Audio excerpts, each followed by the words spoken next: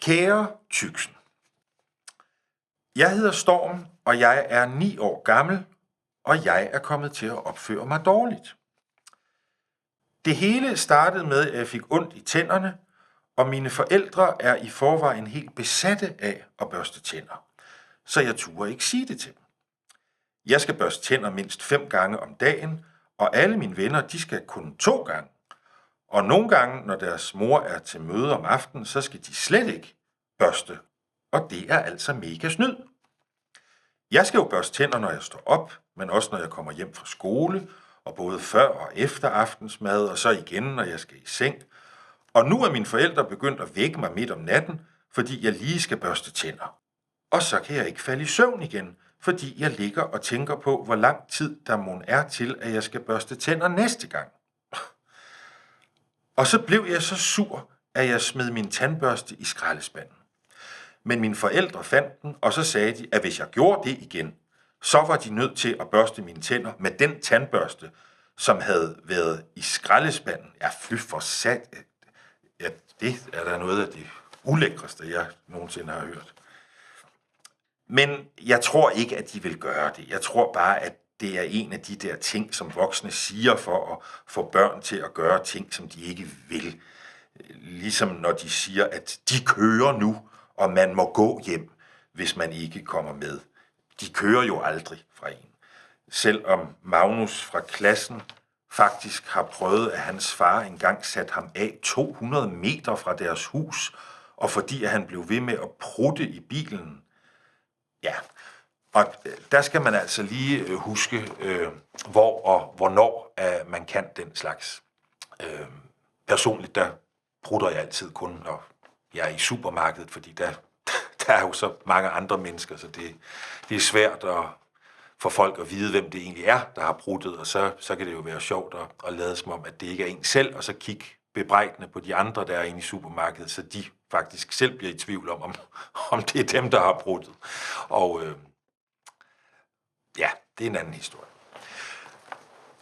Men i stedet for at smide den ud, så begyndte jeg at gemme min tandbørste for mine forældre. Og jeg er blevet virkelig god til det. Og tit så kan de slet ikke finde den, og det er mega rart ikke at skulle børste tænder. Så meget tænder. Men så begyndte de bare at købe en ny tandbørste hver evig eneste dag, så de var sikre på, at der altid var en ny tandbørste. Og så blev jeg nødt til at gå og bruge al min tid på at gemme alle de nye tandbørster. Så lige nu er jeg nødt til at stå op før alle andre og gemme tandbørsterne om morgenen. Og det har varet så længe nu, at der slet ikke kan være flere tandbørster i vores hus. Jeg har gemt dem i sengene og i skohylderne og ude i haven i et hul, jeg har gravet, og bag ved skuffen med knækbrød, inde i min fars tøjskuffe med alle de skjorter, han ikke kan passe længere, fordi han siger, at de er krympet i vask, og i vores bryggers bag ved vaskemaskinen, og inde i skabet med det fine porcelæn, som vi kun tager frem, når vi har gæster. Og da jeg troede, at der ikke kunne gemmes flere tandbørster i huset, så fandt jeg et lille hul i væggen, og så begyndte jeg at putte tandbørsterne derind, og så var de bare helt væk.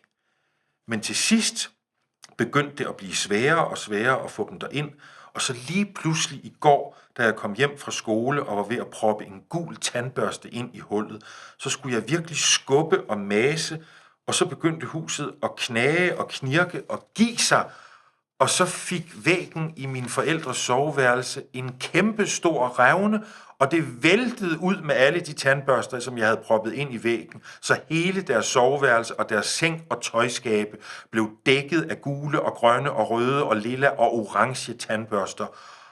Og så vidste jeg ikke, hvad jeg skulle gøre. Og så tænkte jeg, at du er jo sådan en, der hjælper børn.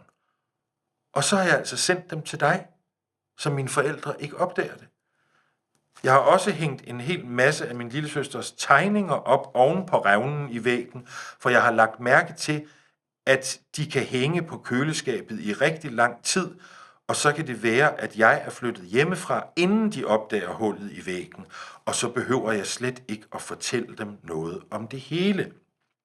Mange hilsner, Storm Kappervang fra Randers.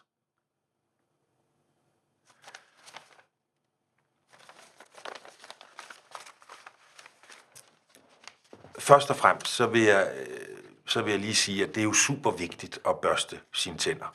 Fordi hvis man ikke børster tænder, så kommer ens mund til at lugte rigtig fælt, og ens tænder de kommer til at ligne ristede løg, sådan helt brune og krimskramsede.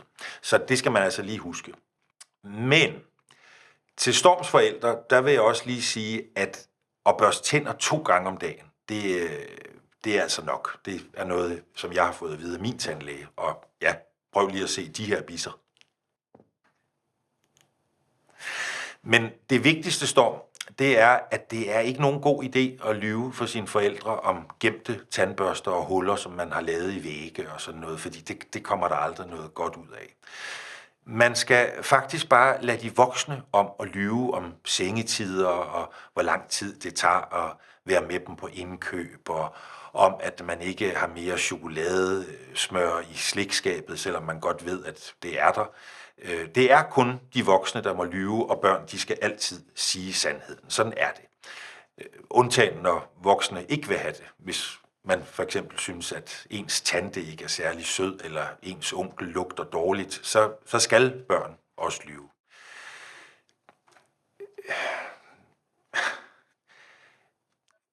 Måske så skal alle bare lade være med at lyve. Så hvis du har en moster, der lugter, eller en onkel, der fortæller de samme kedelige historier hver gang I ses, så bare sig det til dem. Sig sandheden om alting, fordi det bliver dine forældre rigtig glade for. Og så husk at børste jeres tænder 2 gange hver dag.